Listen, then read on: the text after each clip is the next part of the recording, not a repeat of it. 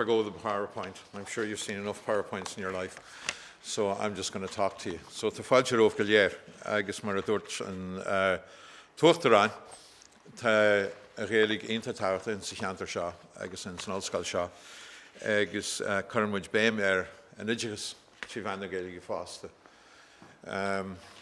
Agus sin cuid mhór den saol acadúil in san ollscoil seo.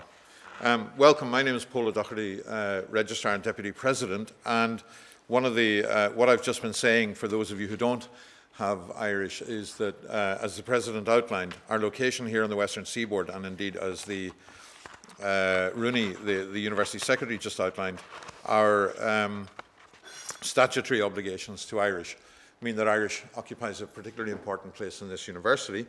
It is not, I think it would be fair to say, as dominant as it once was, but it nevertheless remains extremely important, and through Acadh na Hoscoilíocht na Gaeilge, our Academy for Higher Education through Irish, plays a central role in much of our academic activity. And I start with that deliberately because I think it's important that everyone who comes here understands the importance of Irish on the campus. And you will hear it around the place, as I say, maybe not as frequently as you might have many, many years ago.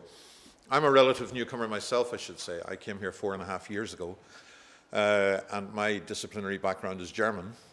And as Registrar and Deputy President, as Garrod has just outlined, responsibilities are changing under the new President, and mine will be shifting very much towards teaching and learning as one of the core responsibilities, and that's what I want to focus on now.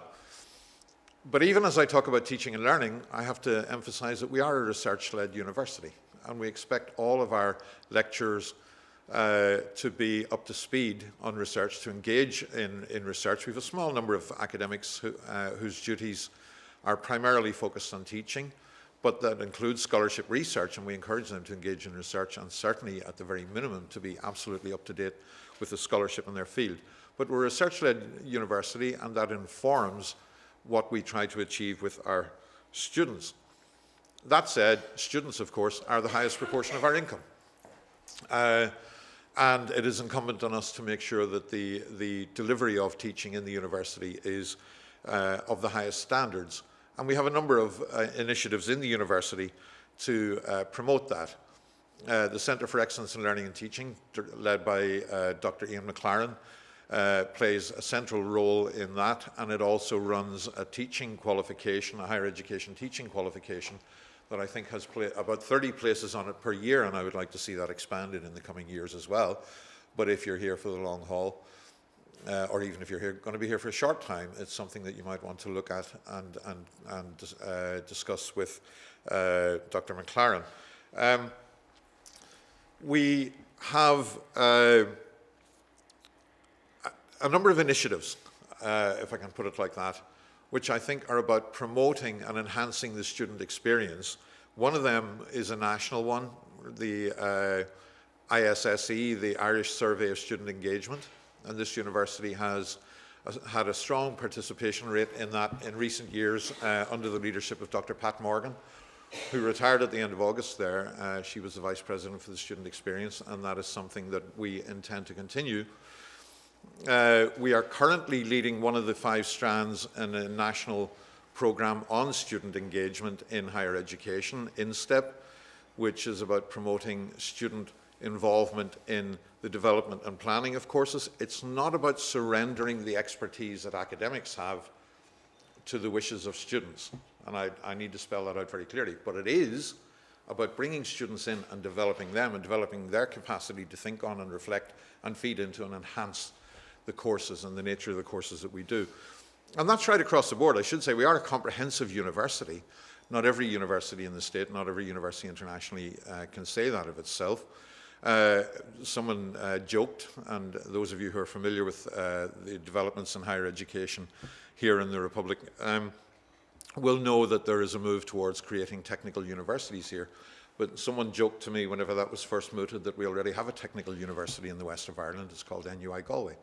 because we have engineering, we have mathematics, we have all of those things that would belong to technical university. We also have a medical school, which isn't necessarily going to be in any of the new technical universities. But of course, we span the whole spread through business and law and social sciences and the arts and humanities as well.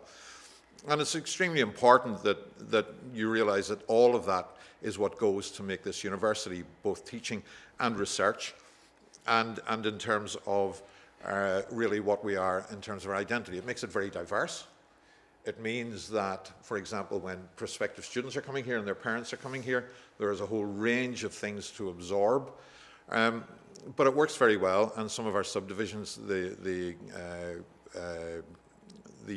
university secretary just outlined that we have, for example, 5 deans in UMT. We're about to merge the College of Science with the College of Engineering and Informatics, so that we will actually have 4 colleges and 4 deans going forward. So we are a comprehensive university. We strive for excellence. We strive for that excellence in delivering teaching in a research-led space. We have supports in place through the Centre for Excellence in Learning and Teaching. We encourage you to engage with those supports. And we also have, incidentally, a Centre for Adult Learning and Professional Development, which delivers a whole range of courses in adult learning mode, which is a different skill set, I have to say. And one of the things that I think it took me a while to cop onto in my previous job was that just because you might be very skilled at lecturing to 18-year-olds doesn't mean that you're necessarily going to be able to do it as effectively with adults, and vice versa. But we are reviewing our operations there and looking at ways at which we can integrate that into the core academic activity in a way that perhaps hasn't necessarily been the case up to now. The final academic, we have a number of subcommittees. So there's a research committee, obviously, and you'll hear more about research later on. There's a teaching and learning committee, which is about to get an upgrade and reports directly into academic council, and it's academic council that I want to mention now. Academic council, traditionally in this university, was basically a number of office holders plus all the professors. And if you're new to Ireland, you may not have heard about this, but if you've been in Ireland, it'll hardly have passed you by that gender has been a significant issue for this university in recent years. But we've also undertaken major steps to try and address some of the challenges that we've had. And one of those steps has been around the composition of academic council, because when it was basically a number of office holders plus all the professors, about 80% of the membership was male. And I do know that in the past couple of years, for one particularly important meeting of academic council, some of the professors had to get directions to its meeting room, even though they had been in the university for many, many years in some cases.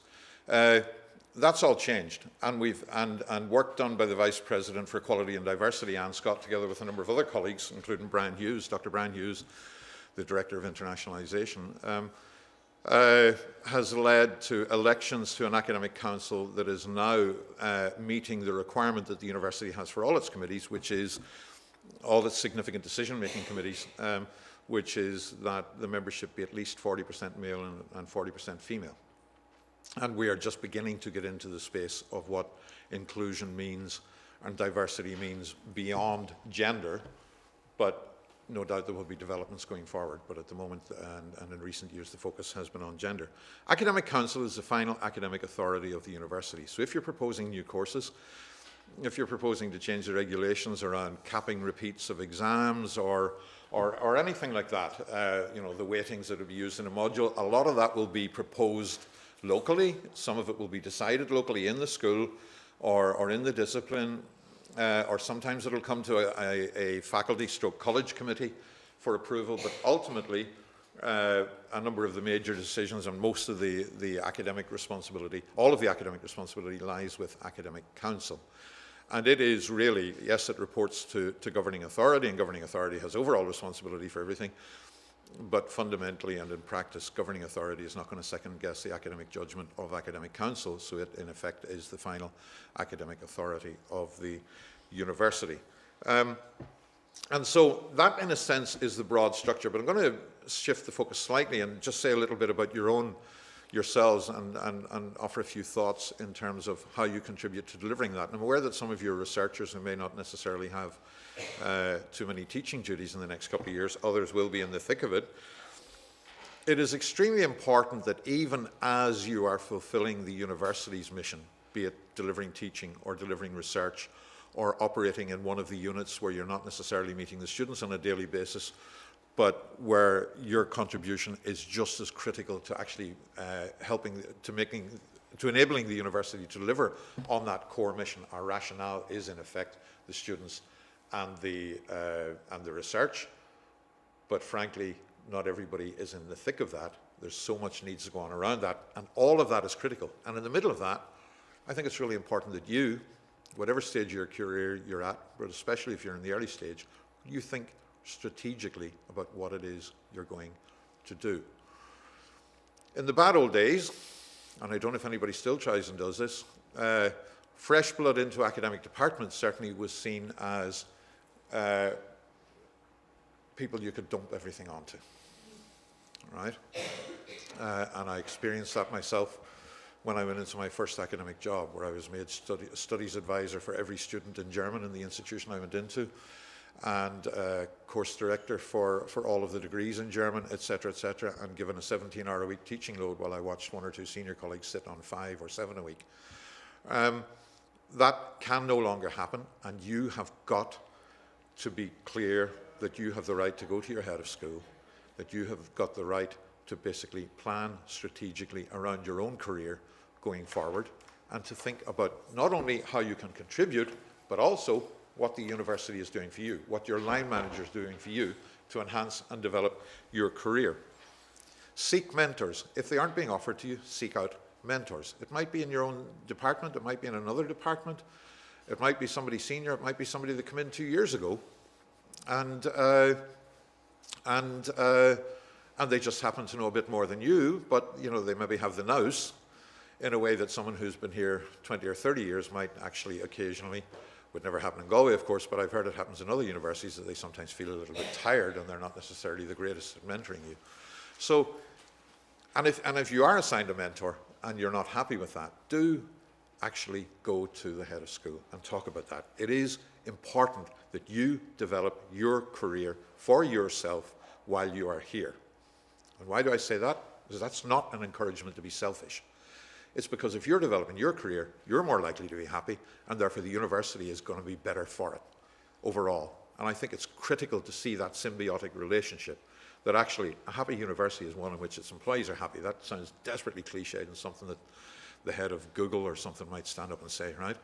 But it is absolutely true, and it's important for you to remember. But sometimes you just have to stand up for yourself a little bit in that regard. And when I say be strategic, think already at this stage, are you a future leader? You know, Garrett's just said some of you may well end up on governing authority and whatever, or you might be destined for higher things.